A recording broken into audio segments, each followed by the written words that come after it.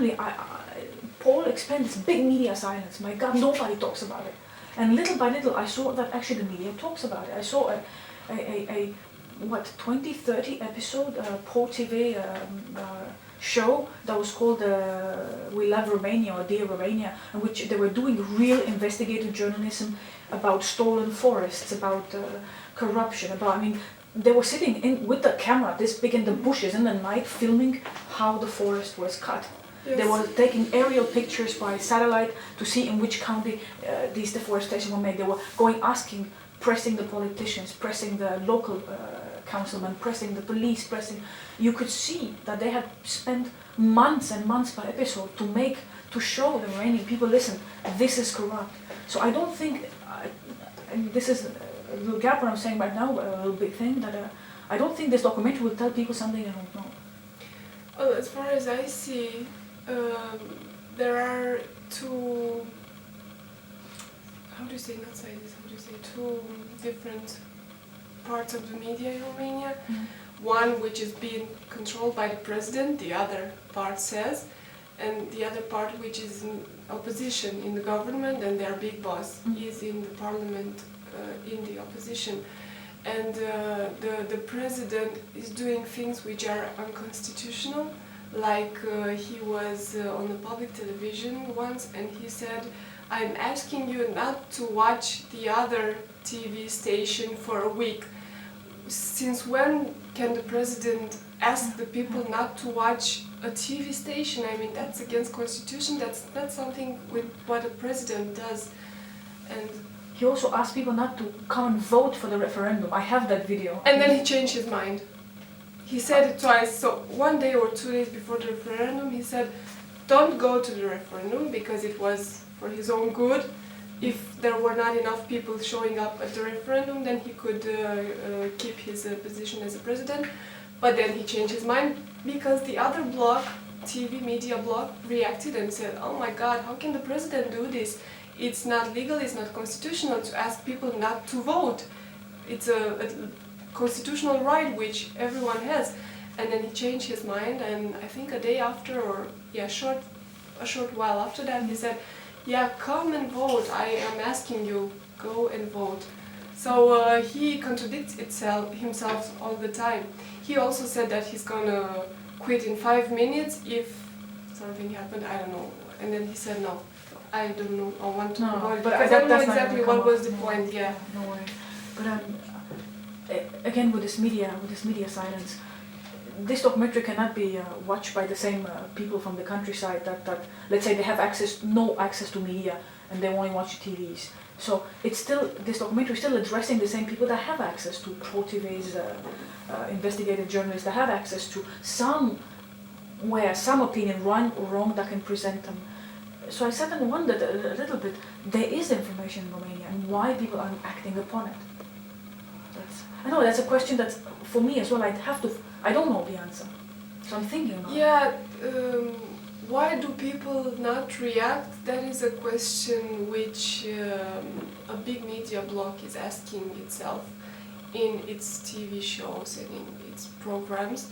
I mean, the TV hosts are talking about the daily problems, about corruption, about how the president is controlling the country, the economy? No, the justice. It's a big issue right now in Romania. The president is calling judges and talking to different people from the Justice Department, and that's again unconstitutional. And this big TV media bloc is talking about all the corruption and all the illegal things that are going on, and they are wondering themselves, what's happening with you people? Shouldn't we react? Shouldn't we say something about it? There were some protests in the streets, but not big enough to make a difference and to be considered or to be able to change something in Romania. The biggest change that the people succeeded to do, it was when in January 2012, when the BOC government was changed. it was in January, there were minus 17 degrees, and a lot of people, thousands of people were protesting in Bucharest because they wanted a change. They were also asking for Băsescu resignation, but the president kept his position. Instead, the government was changed, so Boc had to resign. Yeah, and Ponta came to power Yes. with his anti-mining campaign, which actually transformed into a pro-mining campaign afterwards. But that's, Yeah. in general, now I try to touch this the issue of how people why they don't react. Of course, it's easy to say the government is the fault, but it's also good to say what we can do. This is where I'm going. And I know it's a big question in a smaller container, but what about what one idea? Somebody asks you the future of Romania. What one idea, two ideas? Anything that you think will make a significant impact, or what's a big problem right now? How do you see the next 4 years, 5 years? Your sister's still there, for example. You know, your family's there. I mean, to pick any avenue you want to discuss future. Well, I don't see things improving in the next couple of years in Romania, and it's gonna take more than 20 years, I think, in order for us to reach the level that the West European countries have reached for a long time, or to improve our system and to get rid of corruption. Because even though the European Commission is always surveilling us and is always keeping an eye on us, I don't see big progresses and big steps forward. So I don't see a bright future in the next couple of years. I'm actually pretty negative in this way. If I think of the political class, I have no idea how could this change, because like other people, I see no one capable to make a difference right now in Romania. No one which is in a party and which is in the government right now. So I don't know where the right solution is, or who should we pick to be our leader or to take decisions for us. I have no idea.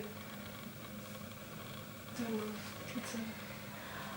Should there be something else? A last thing? No, it's only if you want to. No, if you want, I can ask you 100 things. Maybe you're not prepared to answer. Maybe you Yes, I wasn't. No, I think it went really well.